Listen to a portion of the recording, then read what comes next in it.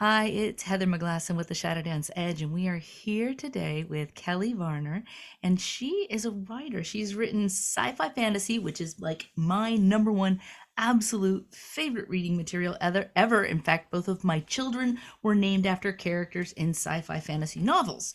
And she also does personal essays and some other fun, spicy stuff. Welcome to the show, Kelly. Thank you for having me. Hi.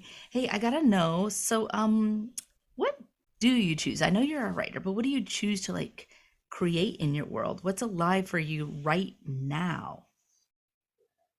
For me, it's all about expressing myself fully, and that vehicle has been for me writing. Um, the written word is absolutely fascinating and brings me intense joy, and I just want to share that with everybody else. That's awesome. Well, I'm always experience intense joy when I'm reading novels and especially sci-fi fantasy. Boy, can't say that enough. I need to go read some of that. But so have you done that most of your life? I know my daughters in high school used to write novels all the time and stuff like that. I just sort of imagine Kelly as a little human being riding on the bus on the way home from school. Was that you? Am I getting this right? Some of it, yes. I first started writing in the fourth grade, Wow. and I actually remember it. It was a haiku, and that was just an assignment in the fourth grade. And it was a haiku. I wrote it, and then the teacher had us make these beautiful Japanese paper hangings, and we made beautiful painting on the hangings using a straw, like blowing ink through the straw to make these beautiful branches. And I almost passed out because if you blow too hard, you kind of get out of breath and your brain starts to get a little fuzzy and you need to sit down because you're woozy. So that was mine, and it hung in my mom's house for, oh gosh, I was probably in my late 30s before that went missing somewhere. And I mean, she kept that up in the house. But after that, I mean, that was a really easy assignment. That was 3 lines. Writing my own stories, I was always writing something. There's always, a bit I found funny or something I saw on the way home from school. And so I had, notebooks with lines and stuff, but nothing ever really fully coalesced. Nothing ever really got finished. I made up the joke that I was great coming out the gate, but not a lot of stamina. I wasn't able to get to the finish line.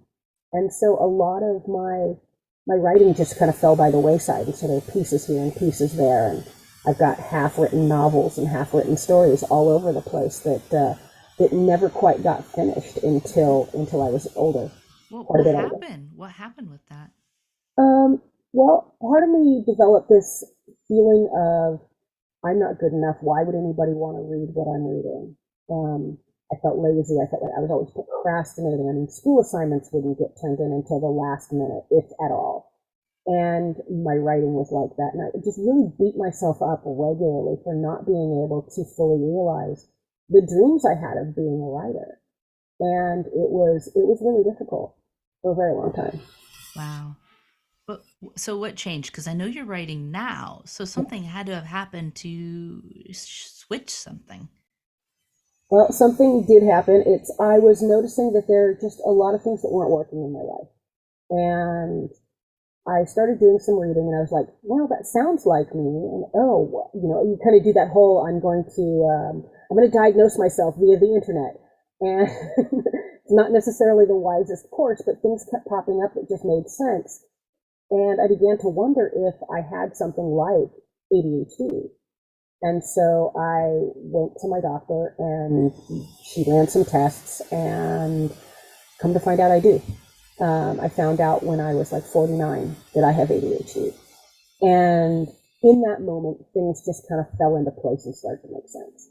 Wow. How does it just fall into place? Like, is it just getting a diagnosis or something that helps? For me, it was because the diagnosis was you're not wrong. You're not a flake. You're not lazy. You're not inadequate or unable. You are not unintelligent, uninspired. You're not boring. And having that, having the diagnosis really made me feel like it was almost like a weight was lifted off my shoulders. It's like this weight I'd have of low self-esteem, low self-worth, even though I masked really well for a very long time. And if you'd ask my friends, most of them would say that doesn't sound like me, because I was very good at pretending. But I feel now like I can totally be myself. And I am that person. I am that joyful person now. I am that person who's really positive and tries to reframe everything in a way that moves something forward or does something beneficial. And I still, I still mess up words. I still have to go over all of my writing over and over again to make sure there's not I have a tendency to, my brain works faster than my hand, or my hand works faster than my brain. And I'll go back at a sentence and go, why are those words all out of order? And then I'm like, oh, that's why, because the brain was moving this way and the hand was moving this way. But you're not only just finishing your own works now, you're actually writing for other places as well as a ghostwriter, like for different companies, especially like Travel Magazine or Travel Company or something now. Yeah, I write, and I have written in the past, blog posts for um, like travel agencies and real estate companies and financial companies, and those were easy to do. For some reason, I was able to make that happen because they weren't my words; they were somebody else's words. I was writing for Oh. someone else. It wasn't me. My name wasn't on it. Um, so I think there was a little bit of a disconnect in that. I still love to do it, and I'm more than happy to do it. And I feel like I'm better at it now. Now that I've figured out how to work my life a little better with my diagnosis. Um, but I've also done things like friends that have books that are coming out, and they've said, "Can you review this? Can you proofread this?" Because I also a while back I taught college English, so I have a little bit of experience with that. So I would proofread things for people, um, but I was never getting my own stuff done. Mm. Partly because I didn't feel like I deserved it or was worth it or any of those self-limiting beliefs that one might have. And now I just don't have those beliefs anymore. Now, it sounds like magic. I mean, it sounds like It one does. day you had limited beliefs around your self-worth, and now all of a sudden you do. And now I'm guessing it's not magic, that you possibly maybe have some support and some tools. Then I would love to have you share with us. You were correct. Well, I would love to say it was magic and, it just descended from the clouds and there were, you know, trumpets or something. But no, there was a lot of therapy. So a lot of therapy, a lot of talk therapy, a lot of sitting and examining and being very introspective and having someone call me out on things, which was useful for me as a tool. Um, I'm a voracious reader, so I started reading a lot of things about my own condition. I started watching videos of younger people who have my condition, um, or my diagnosis. I don't even know what to really call it. I just call it spicy brain. So um, those helped. I was also given a prescription. So I do take a very low dose of Adderall. Um, my doctor and we discussed it, and I was very hesitant to start taking it. And she was actually really pleased that I was hesitant. She wanted to make sure I wasn't trying to be a drug seeking or anything like that. So she put me on the lowest dose they make, and it has been useful in that it helps me to focus when I need to focus. But it's not so much, I know that I could be like more productive, so to speak, if I were on a higher dose, but I don't want to take a higher dose. I would rather learn tools and ways to be productive on my own. And I've found things like I have a special planner that I use that tells me all the tasks I need to do for the day, and I spend, a half an hour every morning going over what my plan for the day is. And at the end of the night, I review my day, and I'm getting better at being in the habit of journaling and writing down my reflections on the day. And even if it's just a couple of sentences, just to kind of jog me, because maybe if I have to go back and look, there's a couple of sentences there that will jog my memory as to what happened that day or how I felt that day. And it's a way to track my mood and a way to track my productivity and a way to track my health. Wow. Wow. Now we hear the word neurodivergent being thrown around a lot nowadays. And my guess is that it's always been there. There's always been many, many, many people who fall under the category of neurodivergent, even though the word itself sounds like it's away from mainstream. Yet so many people are probably going through some form of neurodivergency. Have you heard about like what the statistics are on that or anything? I don't know what the statistics are, but I, and I don't know if it's just the circle that I'm in, the circle of friends that I have, or the environments I move in, but a lot of my friends are neurodivergent in some way, shape, or form. And some of it is situational. Like I have friends who have depression and or anxiety, but it's not chronic, it's not clinical, it's situational. So are they neurodivergent temporarily? Mm. I'm not sure. And I'm I'm going to say that I'm going to guess, it's just going to be a guess, that there are a lot more people out there who are not standard brain. And it's the only thing I could think of, standard brain and spicy brain. Um, I think that there are a lot of us who are out there that are, in some way, not your typical brained person. I think that most of us who are creatives or artists in some way probably have something that's a little different than say someone who isn't a creative person. Um, Not to say that every creative person is neurodivergent, because I'm not a clinician, so I can't even begin to answer that question.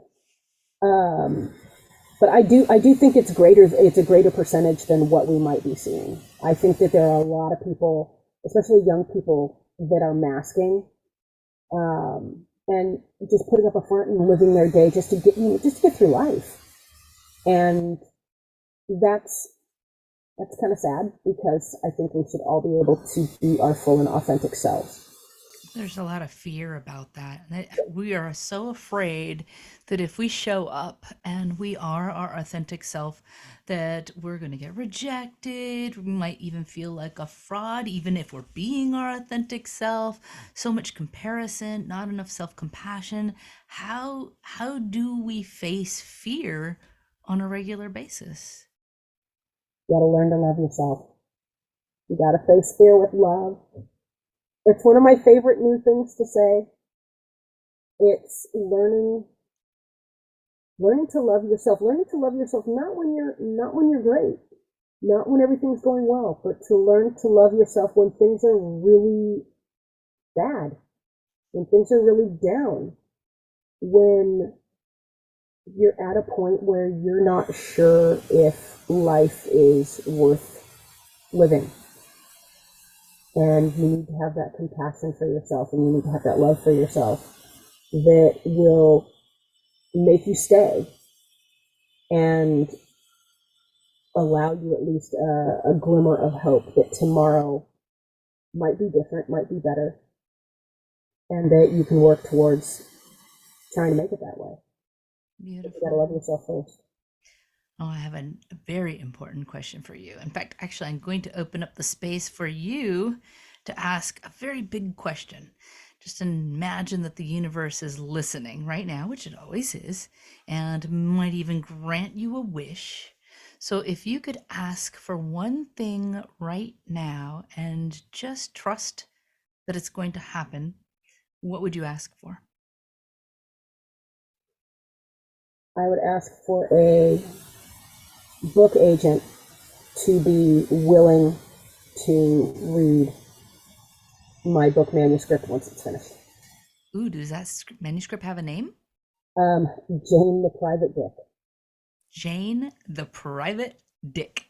It's urban fantasy. I love it. Is that like a mystery? Kind of, yeah. It's mythical creatures. It's set in L.A. And Jane is an interesting individual who finds out that she has a little more power than she thought she ever did, and can see these creatures when other people can't, and then she has to find out whether or not she wants to fight for them or against them. If we are so interested, the people listening right now, interested in reading this book once it comes out, because that agent finds you and helps you out there, how can we follow you? On my Instagram right now, it's Varner Photos. My Twitter is also Varner Photos. And my email is varnerphotography@gmail.com. That's awesome. Well, do you have anything else you want to share with our audience before we say goodbye? If you're ever doubting yourself, just take a minute, stop, be gentle, speak kindly to yourself, and allow yourself to really feel what you're feeling. And give yourself a hug, whether it's actually physically, because sometimes we need to be physically touched, and if there's no one else, sometimes we just have to hug ourselves. Or mentally, giving yourself a mental hug. Just be kind to yourself. Thank you so much. Thank you, Heather.